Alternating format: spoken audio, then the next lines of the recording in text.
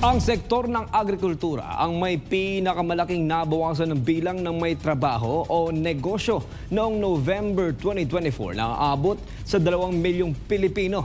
Ayon sa Philippine Statistics Authority, si Jason Rubrico magpapabalita.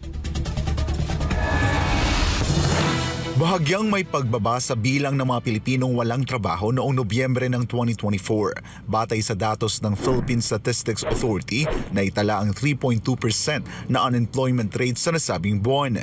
Katumbas yan ng 1.66 million na Pilipino na walang trabaho noong Nobyembre, na mababa kumpara sa 1.97 million noong Oktubre.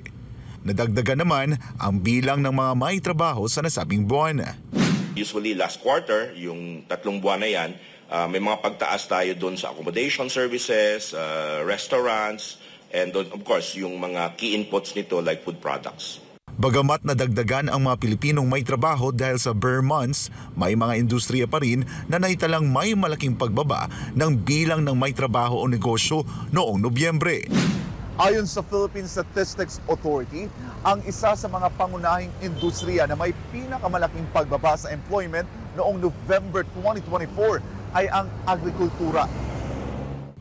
Kung ikukumpara sa kaparehong buwan noong 2023, may bawas na 2 milyong Pilipino sa employment ng sektor ng agrikultura.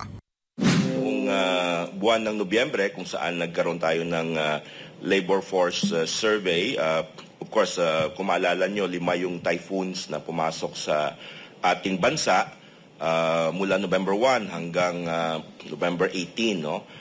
And this affected actually yung ating mga farmers and fisher folks. No? Kasi ito yung dalawang sektor na malaki talaga yung bawas. Kabilang sa may pagbaba sa employment ayon sa PSA ay ang mga magmamais, mga magsasaging at mga rice farmer. Malaki rin ang bawas sa bilang ng mga may trabaho at negosyo sa fishing at aquaculture na apektado rin ng mga nagdaang bagyo nakaraang taon.